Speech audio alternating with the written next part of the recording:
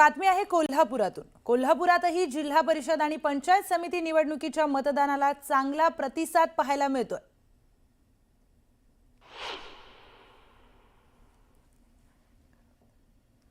दोन उमेदवार आहेत या निवडणुकीच्या रिंगणामध्ये आहेत, त्यामुळे या गावामध्ये पहिल्यापासूनच आहे ते चुरस आणि ईर्ष्या पाहायला मिळाली। आता मतदानासाठी सुद्धा मोठ्या प्रमाणात रांगा या सगळ्या मतदार केंद्रावरती लागल्याचं आपल्याला दिसून येते। जिल्हा परिषदेला अत्यंत संवेदनशील हा मतदारसंघ म्हणून या मतदारसंघाकडे पाहिले जाते आणि सकाळपासूनच आहे ते महिला असू देत पुरुष असू देत यांच्या रांगा या मतदान केंद्रावरती लागल्याचं पाहायला मिळते।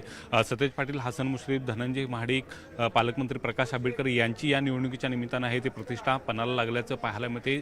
प्रचाराचं रान आहे ते गेल्या काही दिवसापासून उठवलं होतं।